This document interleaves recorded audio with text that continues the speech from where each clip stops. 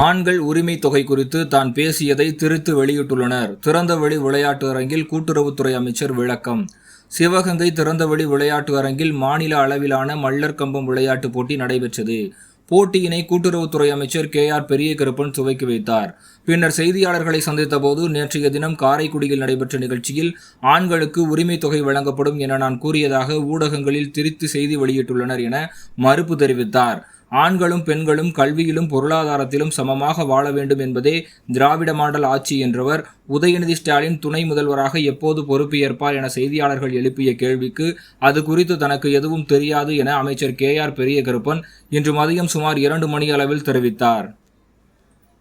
ஒரு செய்தியை போடுறதுல ஒன்றும் இல்லை, நான் சொல்லாத வார்த்தை இல்லை. அந்த வார்த்தையை நான் எப்படி சொன்னேன் என்பதை நீங்கள் பார்க்க வேண்டும்.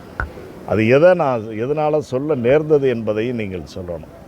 எல்லாத்தையும் விட்டுட்டு முன்னாலேயும் வெட்டிட்டு பின்னாலேயும் வெட்டிட்டு போட்டிங்கன்னா அதில் என்ன அர்த்தம் இருக்குது? நேற்று நான் பேசினேன். என்ன பேசினேன்னா, அந்த காரைக்குடியில் நடைபெற்ற அந்த நிகழ்ச்சியில் மாணவர்கள் இருவர், அதில் திட்டத்தில் பயன்பெற்ற 2 மாணவர்களை அழைத்து மாவட்ட ஆட்சியரும் நானும் பேசுகிறதுக்கு முன்னால் அவங்கள பேச சொன்னாங்க.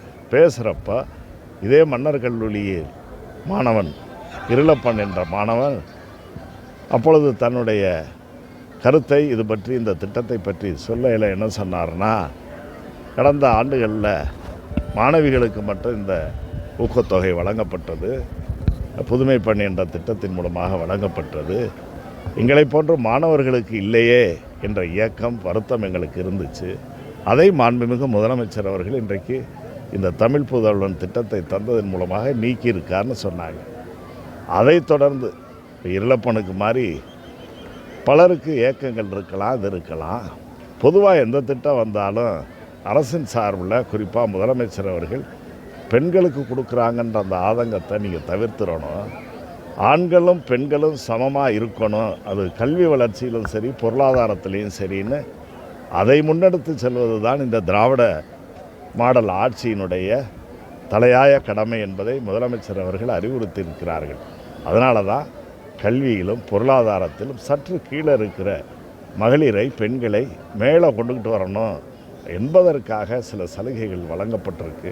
பேருந்து கட்டணம் இல்லாமல் பயணம் செய்கின்ற பயணத்திற்கு வழிவகை செய்திருக்கிறார்கள்.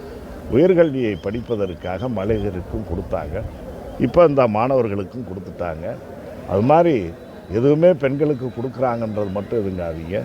நம்ம கூட கிராமத்தில் சொல்லுவோம், சீரான இது சமப்படுத்துறதுனாக்க மேட்டை எடுத்து பள்ளத்தில் போட்டு சமன்படுத்துவதை போல இருசாராரையும், ஆண்களையும் பெண்களையும் சமமான வளர்ச்சி கல்வி பொருளாதாரத்தில் வர வேண்டும் என்பதற்காக முதலமைச்சர் எடுத்திருக்கின்ற முயற்சின்னு தான் நான் சொன்னேன்.